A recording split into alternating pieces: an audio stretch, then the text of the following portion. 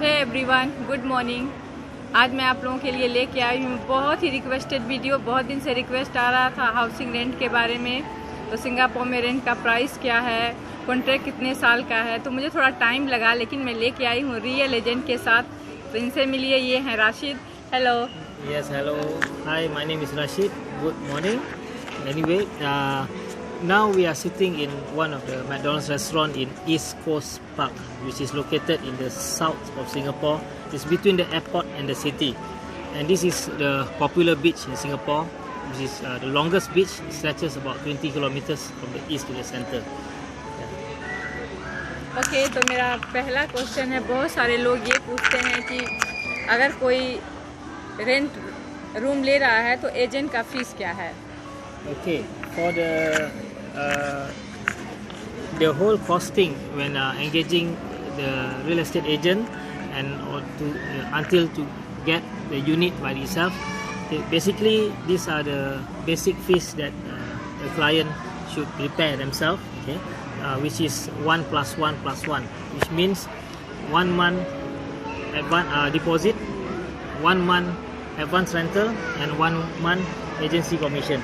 Plus, there is a stamp fee to pay upfront, depending on 1 year or 2 years, the period of the rental period. You have to pay a stamp fees for that.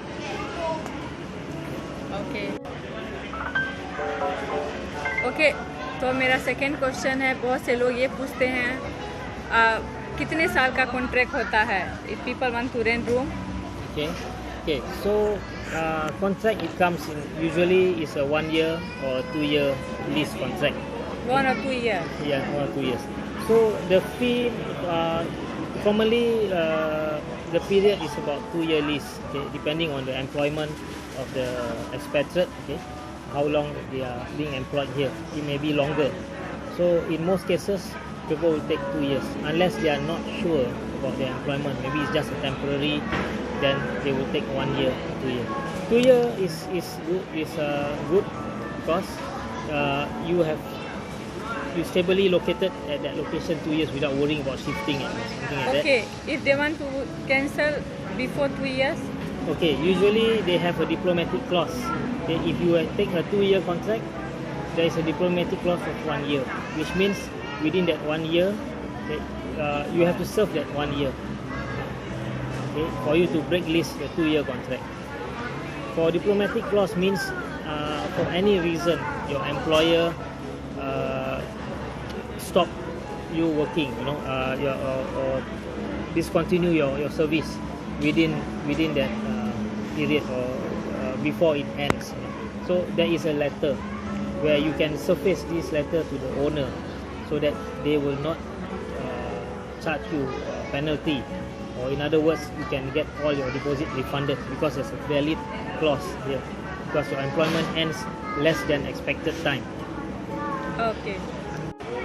Okay, तो और भी बहुत सारे लोग जानना चाहते हैं कि जो पुराना घर होता है उसका प्राइस और जो न्यू हाउस है उसका प्राइस में क्या अंतर है और कैसे।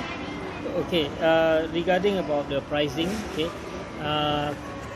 where we are here today is near to a place called Bedok, B-E-D-O-K, Bedok town. Near to airport, right? Yes.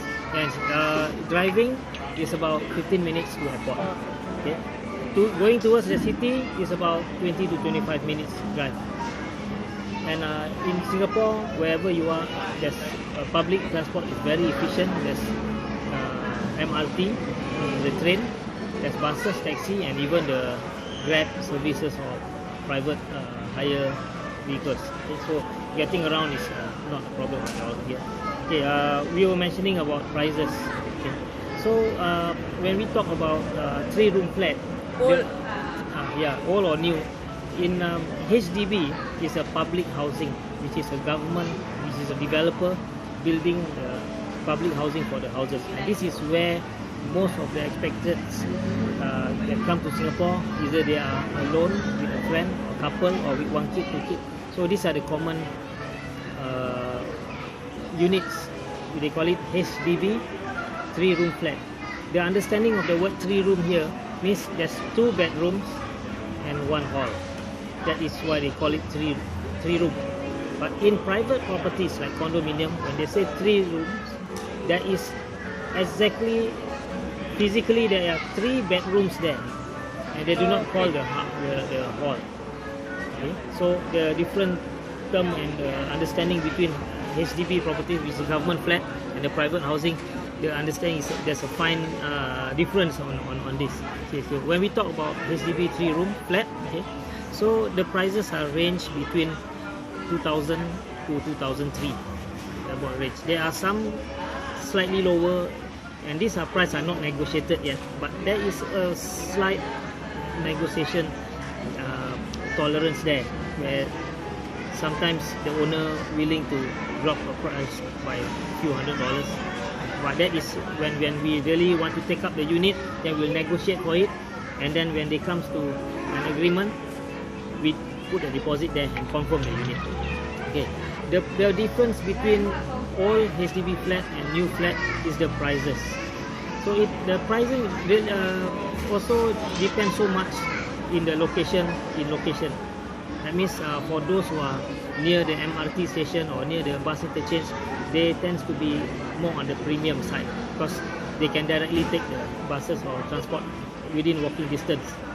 Okay, so some prices are lower than others just because they are older flats, and some they are not renovated.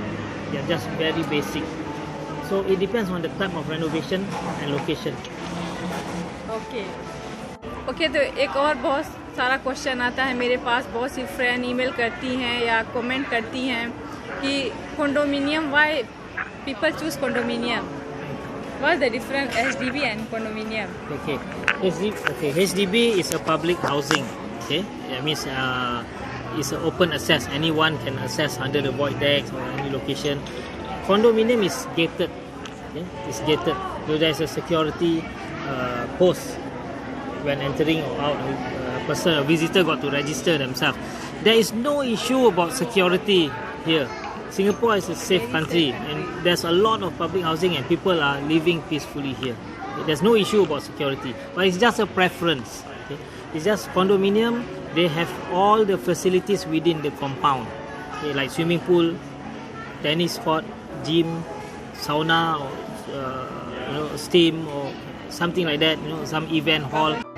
Firstly, price difference. There's a difference about another like $800 to $1,200. Yeah. So that the price difference, size is about the same, and then the difference is more privatized. There's more gated, and facilities are all intact inside the condo. You don't have to go out very far to move out. So that's the difference. And in the next video, you are able to see more of these facilities. Will show you what the facilities look like. Okay, next video में तो और आप लोगों को detail में मिलेगा. So I've been real estate industry here for about 17 years. 17 years से Rashid agent हैं, और अगर आप लोगों को रेंट रूम लेना है तो आप लोग मुझे कांटेक्ट कर सकते हैं ईमेल या कमेंट. तो मैं राशिद का नंबर आप लोगों को दे सकती हूँ. बहुत अच्छे एजेंट हैं, जिस एरिया में जैसे प्राइस में जैसा आप लोगों को रूम चाहिए आप लोगों को दिलाएंगे. तो इनका कार्ड देखिए. Okay, so this is my card. This is my name card. Okay. And this is my license.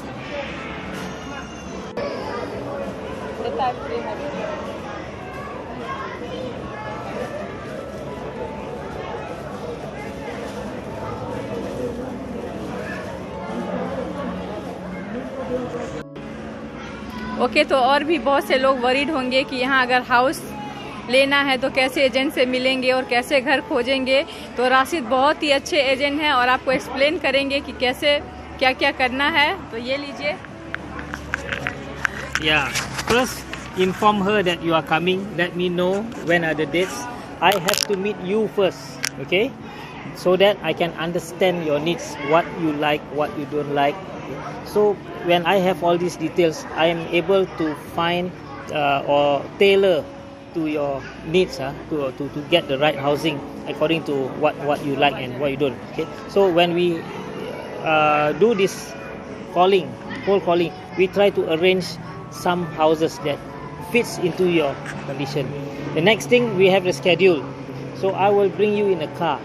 I will drive you around to see all these units for viewing. Okay. So you are in good hands. Okay. I will handhold you the whole process from the beginning until the end, until you get the key, until you go into the house. We will facilitate you in any way possible in terms of opening an account with the internet or in the utilities, something like that.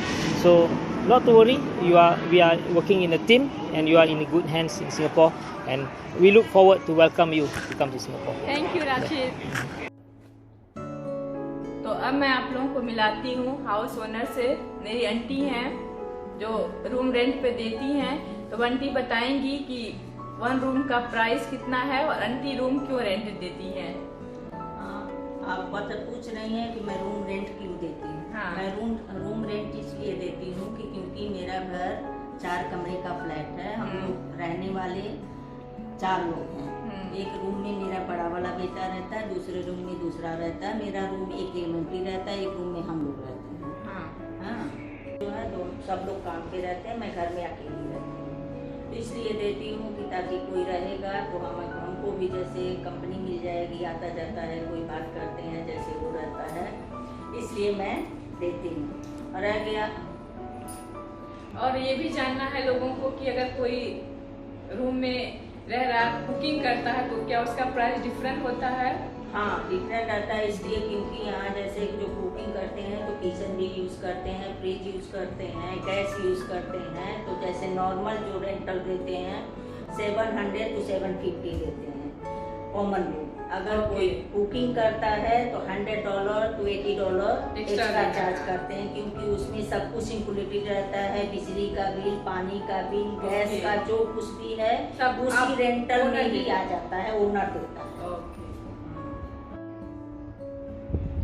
Okay, तो aunty मैं आपसे ये पूछ रही हूँ, क्या $800 जो India से आते हैं कमाने वो लोग दे रहे हैं, उनके लिए कुछ लोग कहते हैं बहुत ज़्यादा सिंगापुर में प्राइस ज़्यादा लगता है रेंट का, आपको क्या लगता है वो लोग बहुत ज़्यादा पे कर रहे हैं? 800 अगर एक रूम में दे रहे हैं? नहीं, वो लोग समझते हैं कि हम लोग ज़्यादा पे कर रहे हैं। इंडिया का रुपया लोग कन्वर्ट करते हैं कितना हजार हम दे रहे हैं, लेकिन वो ज़्यादा नहीं है, क्योंकि लोकल आदमी जो यहाँ रहता है उसकी इतनी हाई सैलरी नहीं रहती है। इंडिया के लोग रहते हैं 10,000 15 हज़ार लोग आके सैलरी लेते हैं। मतलब इंडिया का रुपये में अगर देखो तो कितना हुआ? कितना हुआ? 10,000 का 5 लाख। हाँ, 5 लाख 5 लाख 10 लाख लोग कमाते हैं। कोई 15,000 20,000 तक की भी सैलरी होती है, हाई एजुकेटेड जो हाई पोस्टर पे रहते हैं। तो इसलिए जैसे वो लोग समझते हैं कि इंडिया का रुपया जोड़ते हैं कि हम लोग का रेंटल बहुत ज़्यादा है, लेकिन नहीं ज़्यादा है। वो लोग तो 800 1,000 दे देते हैं, लेकिन उसी में पानी बिल, गैस का, बिजली का, एयरफोन का सब कुछ उसी में इंक्लूडेड रहता है। हाँ, टॉयलेट का जो लोग कॉमन लोग यूज करते हैं, टॉयलेट मेड बोला, उसका भी $15 $20 आवर लेते हैं सब। मतलब देना रहता है। हाँ, देना रहता है। अगर कोई ओनर है तो एक्सेप्ट कर लेता है, नहीं मांगता है, लेकिन कोई ओनर है क्लीनर के लिए पैसा एक्स्ट्रा। अच्छा, टॉयलेट क्लीनिंग का पैसा अलग से एक्स्ट्रा चार्ज करते हैं।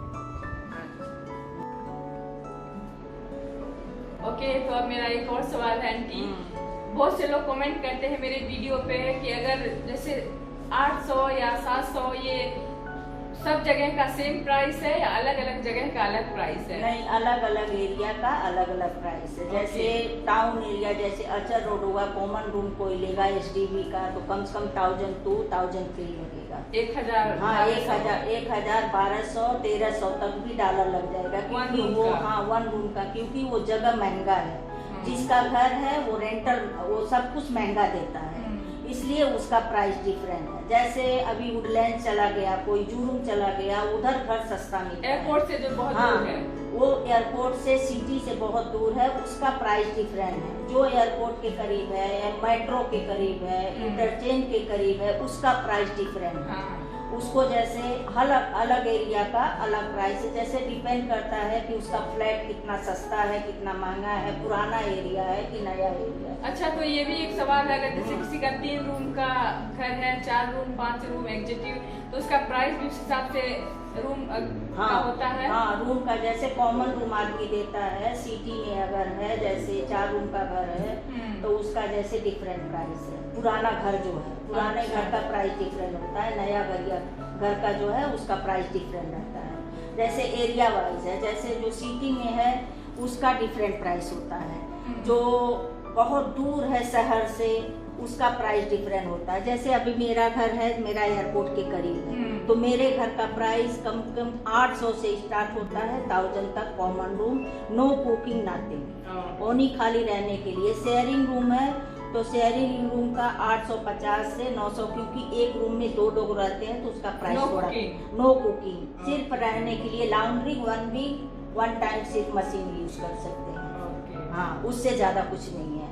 बाहरी दोस्त कोई नहीं ला सकता, जिसका अग्रीमेंट रहता है वही सिर्फ रहता है। कॉन्ट्रैक्ट कितना दिन का रहता है? 1 year, maximum 1 year to 6 month. 1 month deposit, 1 month rent. Okay okay. तो आंटी अब थोड़ा अपना एरिया दिखाइए।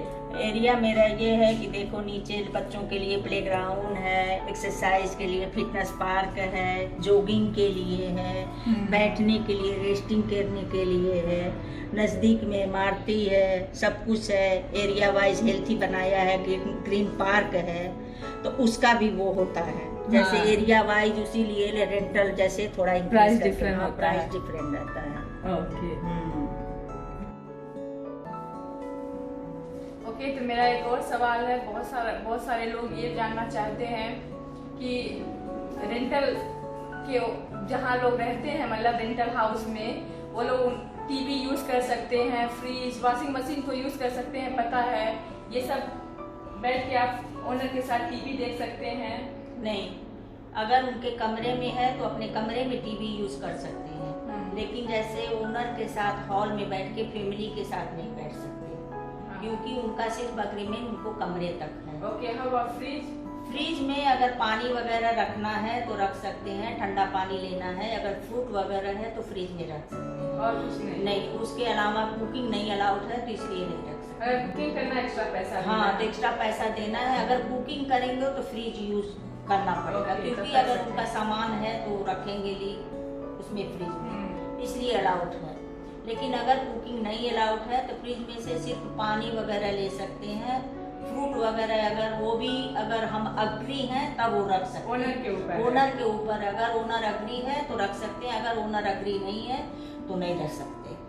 ओके। एक और सवाल है, जैसे कोई कॉन्ट्रैक्ट ले रहा है रेंटल का 1 ईयर का, बीच में उसको इंडिया जाना पड़ गया किसी भी कंट्री, तो उसको पैसा वापस मिलेगा? अब मिलेगा, लेकिन अगर 1 ईयर का अग्रीमेंट है तो एटलीस्ट कम से कम उनको 1 मंथ का नोटिस देना पड़ेगा। नोटिस देंगे तो उनका जो डिपॉजिट है रिफंड होगा। अगर नोटिस नहीं दे रहे हैं तो उसको डिपॉजिट नहीं वापस करना पड़ेगा, नहीं देगा, ओनर नहीं देगा, इसलिए क्योंकि वो नोटिस नहीं दिए हैं, उसका लॉस जाएगा ओनर का, क्योंकि वो अग्रीमेंट कर लिए हैं, वो कमरे में ऑलरेडी है, तो ओनर किसी और को फाइन नहीं कर सकता रेंटल के लिए। तो इसलिए इसीलिए लोग डिपॉजिट लेते हैं कि अगर बाई चांस कोई किसी कारणवश जो टेनर है निकल जाता है, किराए पे रहता है, तो वही जो डिपॉजिट रहता है तो उसके लिए उसमें उसका वो हो जाता है। ओके। अगर कोई रेंट रूम ले रहा है तो एजेंट को उसको कितना देना है? एजेंट को जितना रेंटल होता है उतना एजेंट। मान लीजिए 1000 रेंटल है तो एजेंट को कितना देना है? 1000 का 1000 उसको देना है। ओके। पहले था आधा देना रहता था। ओके। अभी पूरा एजेंट का जैसे इंक्रीज हो गया है प्राइस, वो 1 महीने का पूरा ले रहा है। 1 ईयर का अगर अग्रीमेंट है तो 1000 ले लेगा। दोनों देंगे, रेंटल और ओनर और टेनेंट? नहीं, अभी जैसे अगर आधा रहेगा तो 500 टेनेंट को देना पड़ेगा, 500 ओनर को देगा। मतलब 500 किराएदार देगा? हाँ, 500 लेगा। हाँ, और 500 जिसका घर है वो देगा। अगर 1000 हाँ, है। अगर जैसे अग्रीमेंट है, मान लो जैसे किराएदार जो एजेंट है, जो किराएदार आ रहा है उससे अग्रीमेंट हुआ है, वो उसको फाइन किया है एजेंट को, तो ओनर को नहीं देना है, जो किराए पे मकान ले रहा है वो देगा उसको। अच्छा। हाँ, अगर जो ओनर ढूंढा है एजेंट को, एजेंट उसको ला रहा है, ओनर जैसे उसको हायर किया है, तो उसका 1 महीने का ओनर को देना। जो फाइन करेगा वो देगा? हाँ, वो देगा। मतलब एक को देना है? एक को देना।